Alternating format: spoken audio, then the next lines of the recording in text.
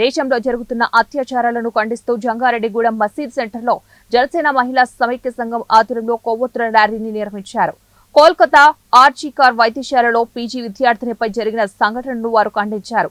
మహిళలు, విద్యార్థినులపై ఇలాంటి ఘటనలు జరగకుండా పలు చట్టాలను రూపొందించాలని డిమాండ్ చేశారు. ఈ కార్యక్రమంలో జంగారెడ్డిగూడెం మున్సిపాలిటీ కౌన్సిలర్ తాతాజీ, మహిళా సంఘాలు, మహిళా నాయకురాళ్లు తదితరులు కూడా పాల్గొన్నారు.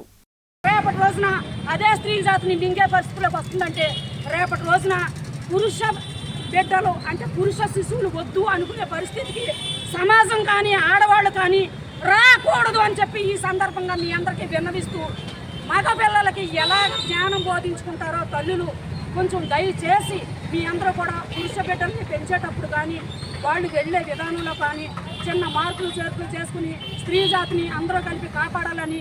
స్త్రీ చనిపోతే ఇక మానవ జాతికి మనుగడ లేదు. ఆడదే ఏ జాతినైనా పుట్టించాలి. ఆడనైనా మగనైనా ఒక స్త్రీ ఒక మహిళే ఆవిడ గర్భం దాల్చి బయటకు తీసుకొస్తుంది. అందుచేత దయచేసి భారత జాతి అందరికీ కూడా నేను విన్నవించుకునేది, భారత మాత ముద్దు బిడ్డలైనా రేపొద్దున పెద్ద పెద్ద పదవుల్లోకి వెళ్ళే ఆడపిల్లలు ఇలా చంపేస్తూ ఉంటే చదివించడానికి కూడా ఎవరో కూడా ముందుకు రారు. మళ్ళీ అనాగరికమైన వెనుకటి రోజుల్లోకి వెళ్ళిపోతాం. అందుచేత మనం భారతదేశం ముందుకెళ్ళి అభివృద్ధి చెందాలి అంటే ఎప్పుడైనా ఏ ఇంట్లో అయినా దీపం వెలగాలన్నా ఏదైనా అభివృద్ధి చెందాలన్నా మహిళ చదువుకోవాలి. ఇలా చదువుకుని పెద్ద ఉద్యోగాలు చేసుకుని డాక్టర్లు, లాయర్లు ఇంత పెద్ద పెద్ద ఉద్యోగాలు చేసేవాళ్ళని ఇలా చేస్తూ ఉంటే ఈ జాతి ఏమైపోతే అందుచేత భారత మాతని నేను విన్నవించుకుంటున్నాను. మనం మహిళా జాతిని కాపాడుకోవాలి, లేకపోతే ఎగ్జిబిషన్లోనే చూడాలి మహిళల్ని.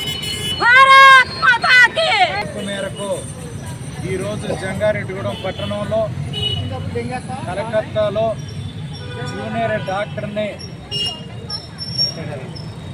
అమానవీయ పరిస్థితుల్లో ఆమెని హత్య చేయడం జరిగింది దుండగులు.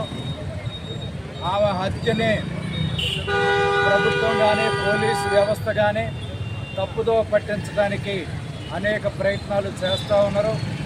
ఈ సంఘటనని జనసేన పార్టీ తరఫున మేము తీవ్రంగా ఖండిస్తూ ఉన్నాం. దానిలో భాగంగానే ఈరోజు జంగారెడ్డిగూడెం పట్టణంలో కొవ్వొత్తుల ర్యాలీతో జనసేన పార్టీ ఆధ్వర్యంలో నిరసన తెలియజేయడానికి మేమందరం కూడా ఈరోజు ఈ కార్యక్రమాన్ని చేపట్టడం జరిగింది.